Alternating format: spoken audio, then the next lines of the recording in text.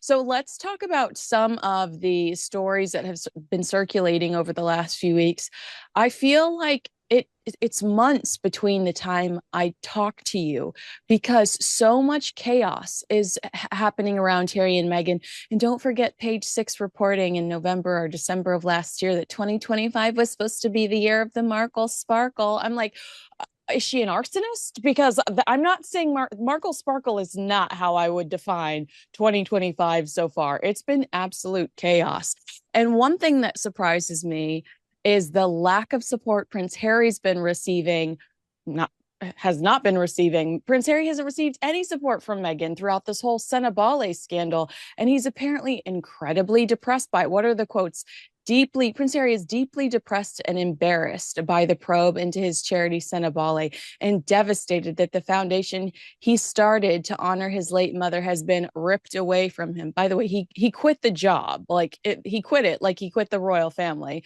A source told News Nation, Harry loves his charities. This is what he wants to spend his life doing. And now one of them is gone, and in the most horrible way. Do you have your little teeny tiny baby violin ready to go for Prince Harry? And where the hell is Meghan Markle defending him after years of Prince Harry burning bridges for her? This is such great stuff. First of all, the Markle Sparkle. I am convinced that that is her own designation because as we've heard her speak in that Netflix cooking show, that fake Netflix cooking show, she comes up with these really tinny, like basic bitch, unoriginal catchphrases like, you want some honey, honey? Like busy bees out in the beehive. Like it's so you want to slam your head into a wall. Live Secondly, love. I love this verbiage that's accompanying Harry's latest melodrama. His charity has been quote unquote ripped away from him. Passive voice, as if Harry too isn't the architect of his own misery, their own epic failures. Everybody's showing them the door prematurely. Please leave. Please take your grubby, tacky wife and this dust cloud of indignities that surround you and leave. My suggestion to Harry is the next time that Meghan is out of the house, he creeps around and searches for wherever she's pocketed away his balls, find them, affix them, and tell her to start acting like a decent human being because she and he are both destroying Brand Sussex. He's got some leverage here. He needs to stand up to his wife, his terrible, much loathed failure of a wife. So Meghan Markle shows up, after RSVPing no, to a major charity event meant to support African children. And what's the first thing she asks for? Champagne. Not the donors. Not the mission. Champagne. Kinsey and Maureen paint the picture. Meghan rolls in unannounced with Serena Williams, flanked by staffers from Sentebale and Archwell scrambling through the venue looking for bubbly. Meanwhile, the event's lead, Dr. Sophie, is being iced out by Meghan herself. This isn't just diva behavior. It's disrespectful to the entire purpose of the event. Meghan reportedly refused to walk around and greet donors. Let them drink champagne while the rest shake hands? This isn't royalty, it's arrogance. He really does have leverage, but I wonder if the reason we're seeing her distance herself from him so dramatically, the 15 seconds in the Netflix series, I don't think he's going to be mentioned at all in the upcoming podcast because she's trying to position herself as this self-made girl boss. And the reality is, like, you have everything you have today, not because of Deal or No Deal or the fellatio from the pilot of the 90210, relaunch back on the CW, episode 1. Everybody go watch it. You have everything you have because you married a prince. You married King Charles's son. You married Princess Diana's son. And I think you're right. He does have the upper hand. Recognizing that, that's why she's trying to push him out of absolutely everything. He's not on her Instagram. He's nowhere to be seen these days. And I want to talk to you about these new revelations about Sentebale. I loved this opening line from the Daily Beast, and yet another episode of the long-running soap opera, Meghan versus the Commoners.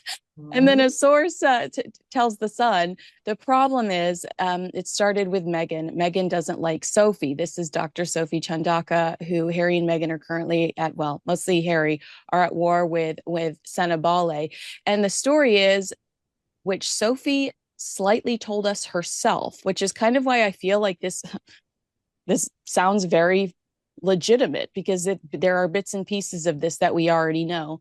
Dr. Sophie says that Meghan shows up to the Miami charity event after RSVPing no with Serena Williams. So that's another layer of chaos, because you have this person there that they weren't anticipating with this other high profile individual immediately requests champagne. So according to this report, there are two foundations frantically searching the venue for champagne. It's Sentebale and Archwell. All of these employees are looking for booze for Meghan Markle, which, by the way, the only new thing I've learned about her in 2025 is that she loves to throw one back.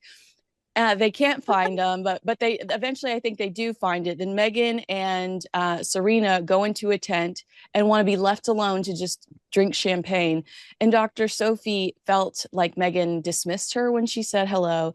And then she was disappointed that Meghan wouldn't walk around and say hi to all of the donors with her, or just say hi to some of the high profile donors throughout the polo event. And what else are you supposed to do? Yes, go say hi to the money. Go say hi to the people that are allowing Sentebale to function. Does this story surprise you? Do you think there's some truth to it? And who does Meghan Markle think she is? Because that's very much let them eat cake. I'm just going to sit in my tent and drink champagne. Well, what I have on good authority is that Meghan, from the moment she entered Harry's royal world, said that she, or believed reportedly, that she has been put on this earth to become Diana 2.0, to finish the job, as it were. First of all, I think that the RSVP no quickly changed to a yes with no advance warning, because Serena was suddenly a yes. So now Meghan could come and show off her ultra famous, ultra accomplished friend. Why are we here? Apparently starving African children in need of medical attention. That's why we're here, right? Are we going to say hello to some deep-pocketed donors who might fund this mission? No, we're going to let everybody know we're here, but we're going to go off in the super VVVIP tent, not let anybody come. And by the way, have arms of these charities, these functionaries, instead of actually doing something that would advance this charity, run around looking for champagne for the Duchess and her friend Serena. It is all so disgusting. And then for Harry to reportedly say to Sophie, I need you to issue a statement defending this behavior. So now he's asking this well-regarded woman to use the currency of her own reputation and cheapen it by defending this garbage behavior. I'm sorry, sir. Again, you wonder why you were shown the door? You wonder why this was ripped away from you? You should have had a real come to Jesus talk with your wife about how you behave at these things. Yeah. It's way too late in the game for her to be pulling this garbage. So it gets even more awkward. Meghan snubs Dr. Sophie publicly, then sends a mystery text afterward. The reply? Cold enough to send Harry into a spiral. And what does Harry do next? He reportedly pressures Sophie to issue a public statement defending Meghan's behavior. Think about that. Harry, once a respected charity founder, is now begging professionals to clean up his wife's PR mess. The royal turned rescue pup for Meghan's image. And Sophie? She didn't budge. That says everything you need to know. It really is, especially when they're working so hard to change public perception. And sometimes it's just the easiest switch. Treat people the way you want to be treated. It's like you don't have to create entire reality shows. You don't have to go write an entire book with a ghost blogger. They go to great lengths to change public perception when the reality is just don't be a dick. It's like it's super easy. You don't have to jump through all these hoops. One thing about this story that I had not heard yet because there's all these whispers, like you say, that Prince Harry reached out to her, and one of the many people, Prince Harry, in the last few years of his life, has begged to defend Meghan Markle. It's so weird. But Prince Harry, we knew, sent her a text message thanks to her Sky News interview. But according to this breakdown, the exchange again all starts over Meghan, because after the polo event, Meghan texted Dr. Sophie, the content remains unknown.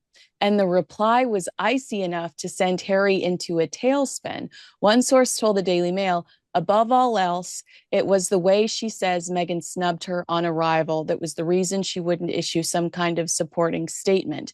I'm wondering if Meghan texted Dr. Sophie, did you see all this chaos about the trophy? And Dr. Sophie was like, no, it's not my issue, you know? Oh, it's so not her issue. It's not.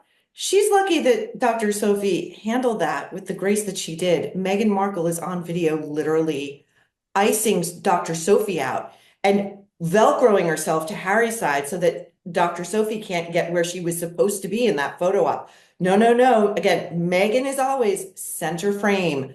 Who do you think you are? You're just in a conflict. Like, what? Secondly, I think the problem that you just identified as to why these two can't change public opinion and do the simple thing of treating others as they would like to be treated, or recognizing their privilege and actually going a little bit above and beyond, is because they truly think, well, Meghan truly thinks she's better than the rest of us. So she deserves better treatment. She deserves special VVVIP treatment. She's not going to get grubby and shake hands with like people who aren't famous and rich. What are you, crazy? Yeah. So she'll never get there because she can't, because she truly thinks that she's on another earthly plane of existence. And we're just lucky to try to log on to her website and buy some honey. You know, it's Yeah. ridiculous.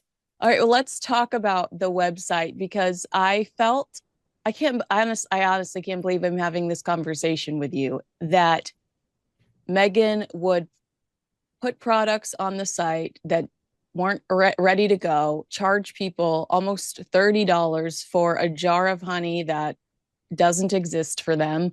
The story, I saw it originally in the Daily Mail, is Meghan Markle fans, which that's a stretch, have been left disappointed after ordering her $28 jar of honey, only to be told that it's not actually available. I'm almost speechless. Like, you have all the resources in the entire world.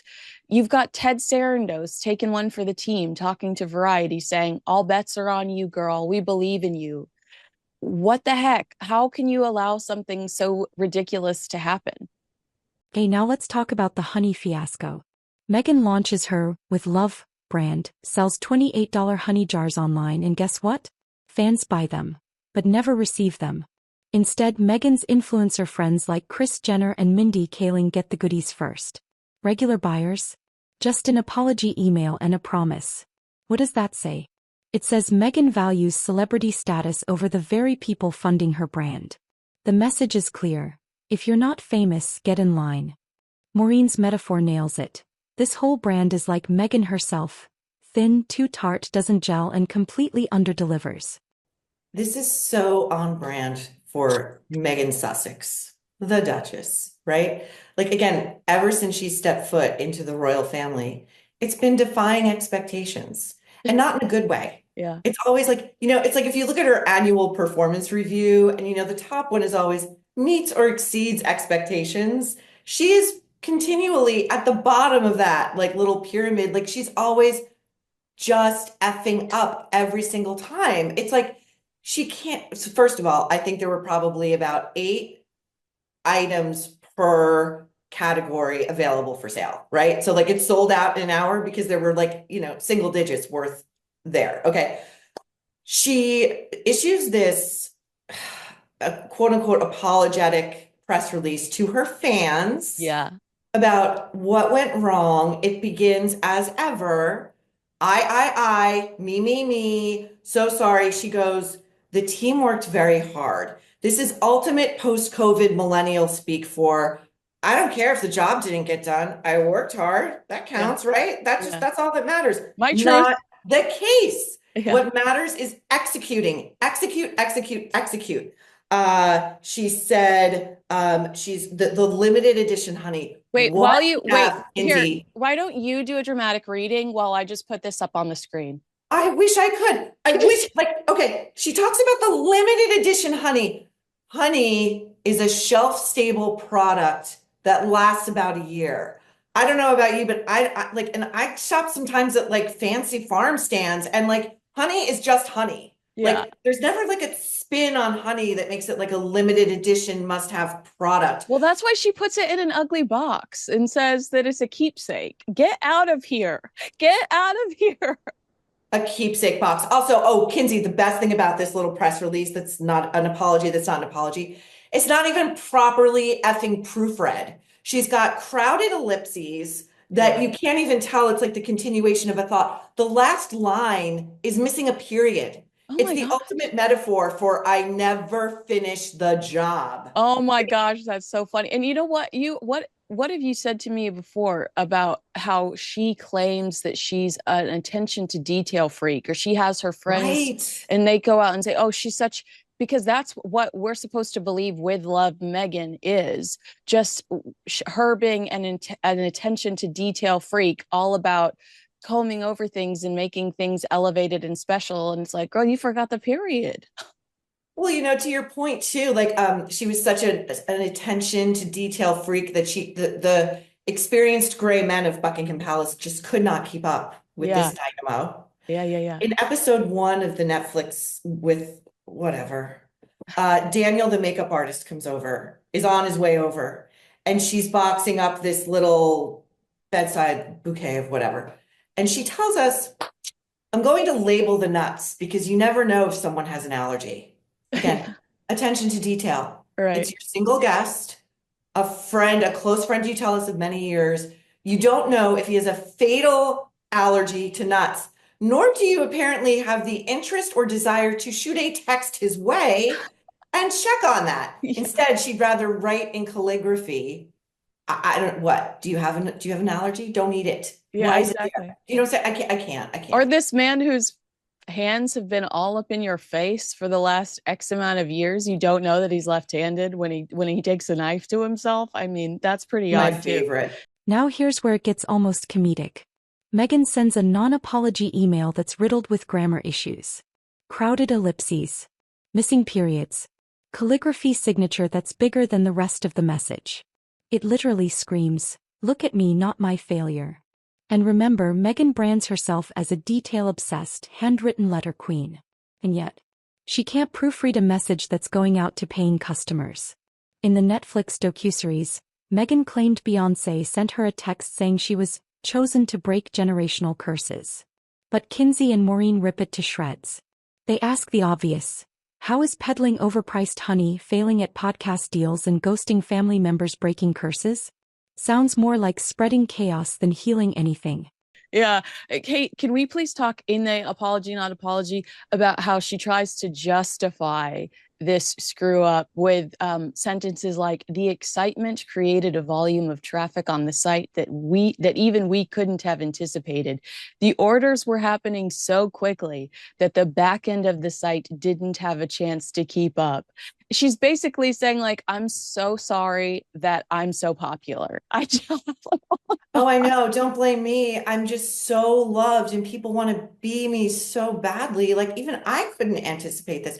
Okay, so you're telling me you're in business with Netflix, the institution that is like that in terms of algorithms and data collecting and projecting out what any given effort is going to attract in terms of eyeballs, clicks, likes, and purchasing.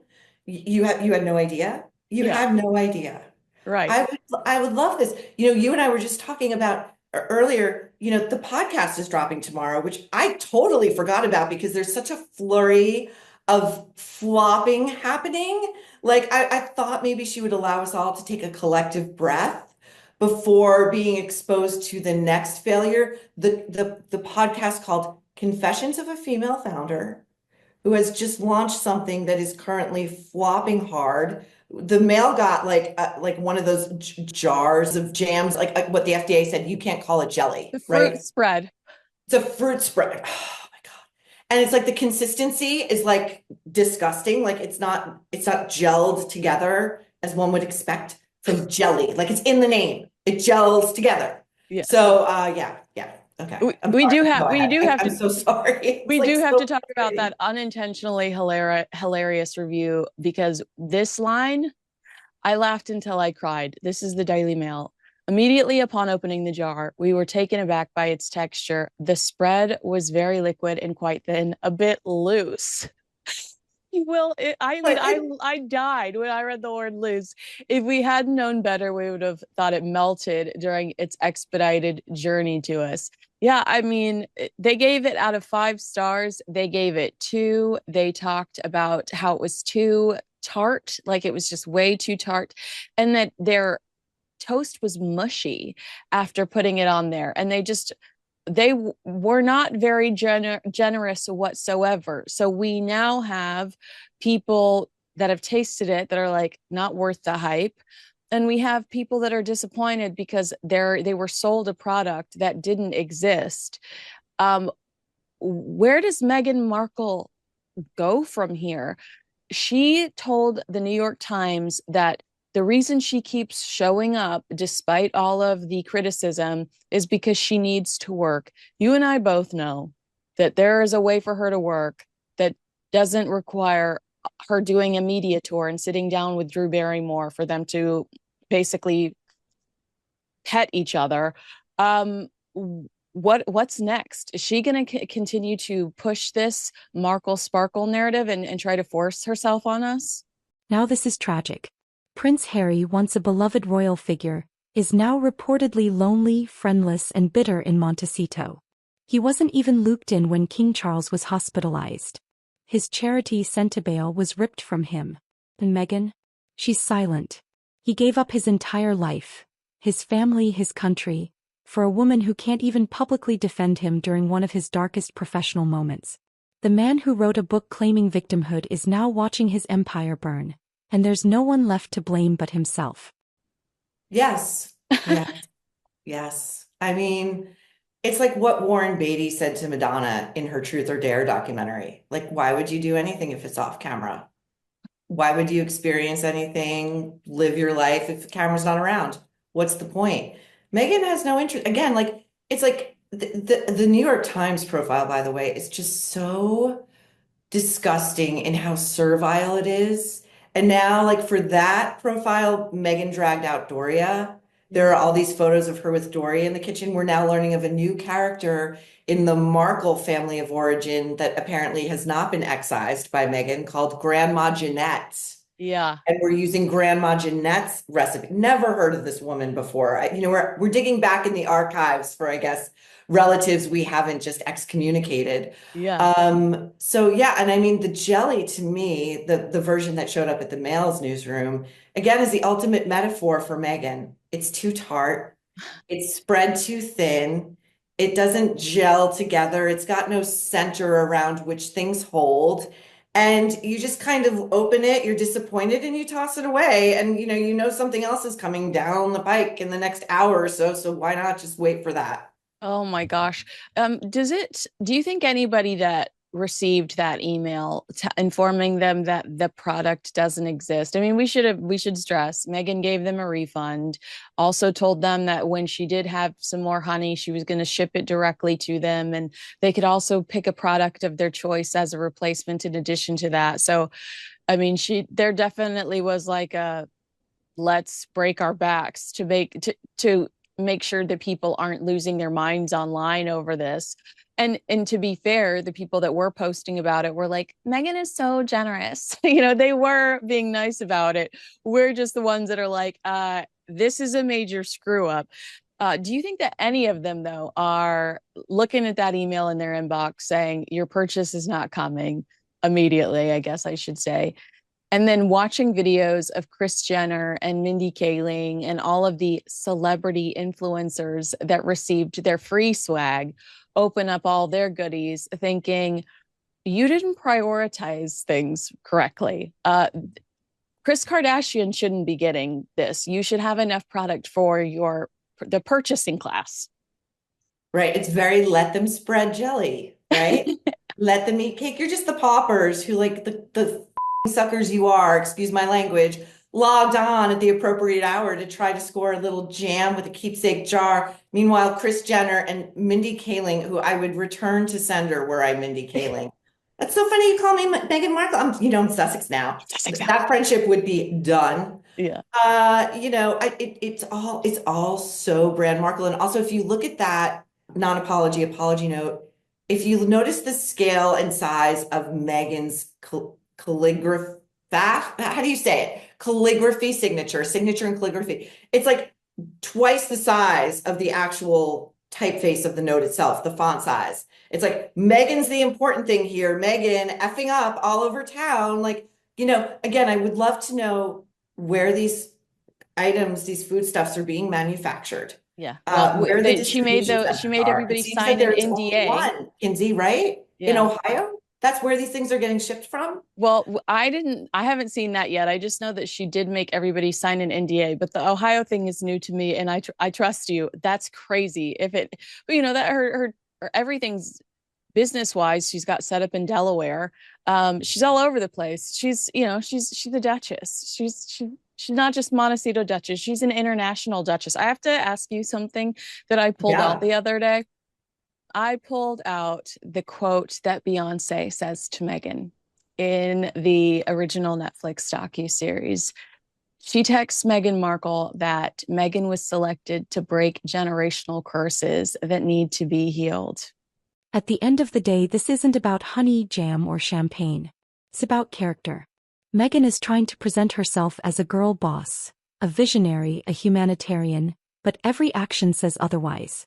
She snubs professionals, prioritizes influencers over fans, gaslights her critics, and expects royal respect without royal responsibility. That's not Markle sparkle. That's just entitled delusion.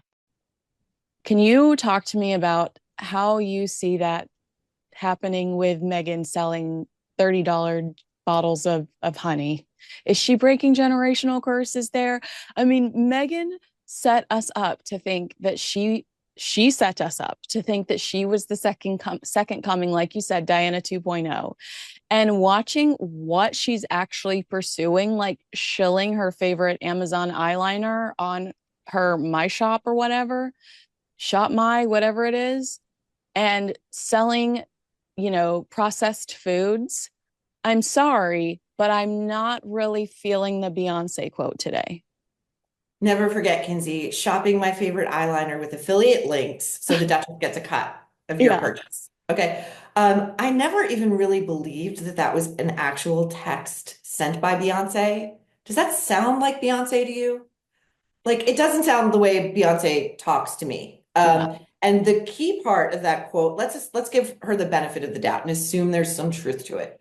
Generational curses that need to be healed. Where is the healing? It's just rift after alienation, after expulsion. Dr. Sophie being but the latest example, the latest body thrown on the heap in their rear view. Harry and Meghan should be doing everything to make that right. They really should. They should just eat a little humble pie, do whatever it takes. Again, they're two very litigious people, and we have not heard anything out of Camp Montecito about this woman needing to be quiet or else. So that says to me, they don't really have a leg to stand on here. I'm hesitant to go here because we're two white women, but doesn't reflect poorly on Prince Harry to have worked so hard to readjust his brand. I mean, you remember the Halloween costume that he The wore? Nazi costume? Yeah, yeah. Yeah. I mean, remember the Halloween costume? There was the scandal with him calling some of his friends, slang that's inappropriate when he was in the army.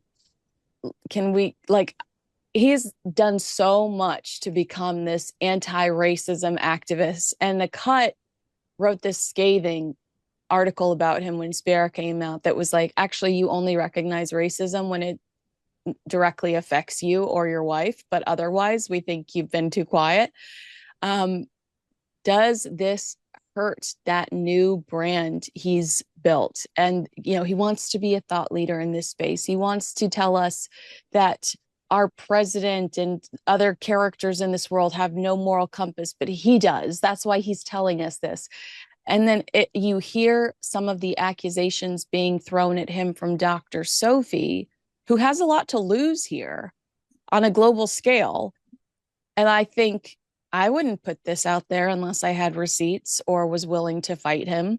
And, she's an attorney. She's going to be smarter than I am. And I wouldn't do this unless I had the receipts. Do you think that this hurts his anti-activism or anti-racism activism? Well, to begin with, to the setup of the question, we all get to have this conversation. Harry and Meghan have made it our business how these charges of racism impacted them in such a dire manner that they had to flee with the clothes on their backs from the palace. Like, we all get to have this conversation now, Meghan. Sorry. When Harry's promoting Spare, he within contains this is why I believe the texts from Meghan to Dr. Sophie are true and vile. There is a text exchange there between Meghan, engaged to Harry, not yet married, and Catherine, Princess of Wales. And she's telling, like, Kate is saying, my daughter's crying, the bridesmaids' dresses don't fit. Hey, I've been down this road before. I can tell you how you rectify this.